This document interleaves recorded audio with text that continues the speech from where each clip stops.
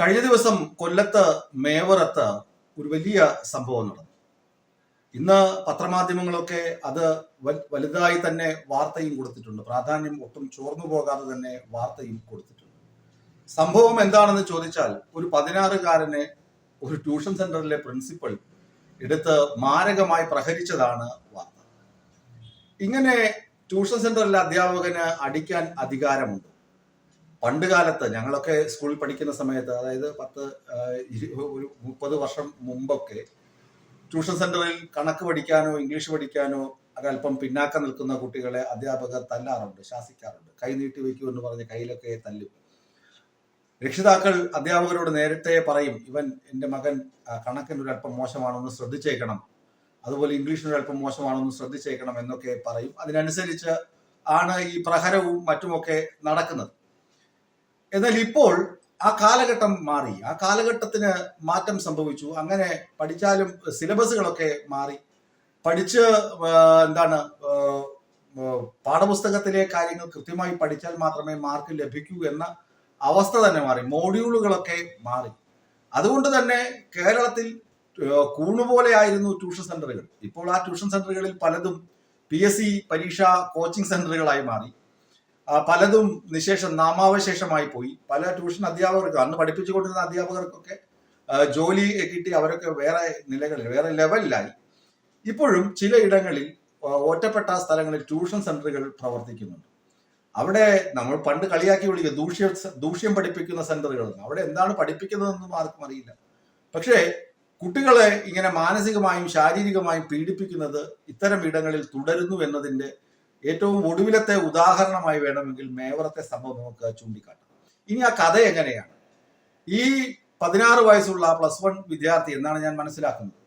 ഈ വിദ്യാർത്ഥി Christmas vacation സമയത്ത് 2 ആഴ്ച സ്കൂളിലെ NSS ക്യാമ്പിലായിരുന്നു. അത് ഒഴിച്ചുകൂടാൻ പറ്റാത്തതാണ്. സർക്കാർ നിഷ്കർഷയുള്ളതാണ്. NSS ടീം അംഗങ്ങളൊക്കെ ക്യാമ്പിൽ പങ്കെടുക്കണം. അത് അവരുടെ വ്യക്തിത്വ വികാസത്തിനൊക്കെ ഒരുപാട് സാധ്യതകളും മാനങ്ങളും നൽകുന്ന സംഭവമാണ്. അങ്ങനെ ആ NSS ക്യാമ്പിൽ പങ്കെടുത്ത 16-കാരൻ തിരികെ ട്യൂഷൻ സെന്ററിൽ എത്തിയപ്പോൾ ഏകദേശം 2 ആഴ്ച പിന്നിട്ടിരിക്കുന്നു. 2 ആഴ്ച ഗ്യാപ്പ് വന്നു. അപ്പൊ ഒരുപാട് നോട്ട് കൊടുത്തിട്ടുണ്ട്. ഈ നോട്ടൊന്നും ഈ കുട്ടി എഴുതിയെടുത്തിട്ടില്ല. പല സബ്ജക്റ്റുകളുണ്ടല്ലോ, അതിന്റെ നോട്ടുകൾ എഴുതിയെടുത്തിട്ടില്ല.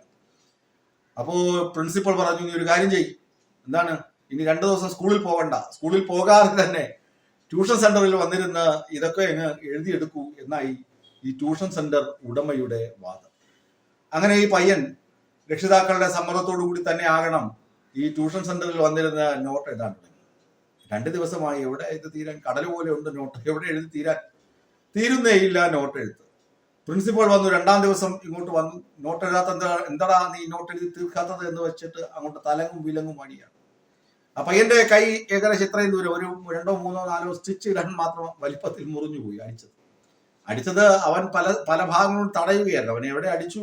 ഈ അധ്യാപകൻ അടിച്ചതൊക്കെ കൈയും കാലും കൊണ്ട് പയ്യൻ തടഞ്ഞതാണ്. അങ്ങനെ തടഞ്ഞപ്പോൾ ഇവിടെ മുറുകത്തൊക്കെ അടി കിട്ടിയിട്ടുണ്ട്. ഇങ്ങനെ തലങ്ങും വിലങ്ങും അടിക്കാൻ മാത്രം എന്താണ് ഇത്?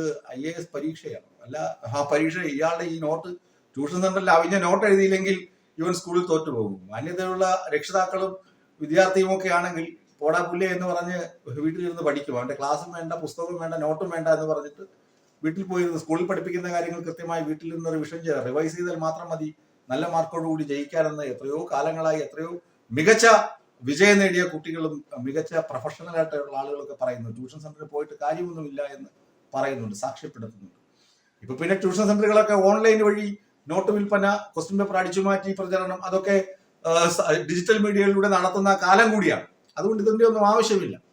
ഏതായാലും ഈ ട്യൂഷൻ സെന്ററുകാരൻ കുട്ടിയെ വീട്ടിൽ കൊണ്ടാക്കി, ബൈക്കിൽ കൊണ്ടാക്കി. എന്നിട്ട് അച്ഛനെ വിളിച്ചു പറഞ്ഞു, കുഞ്ഞിന് ഒരു ചെറിയ പരിക്കുണ്ട്, നോട്ട് എഴുതാത്തതിനൊന്ന് അടിച്ചിരുന്നു എന്ന് മാന്യമായി പറയുകയും ചെയ്തു.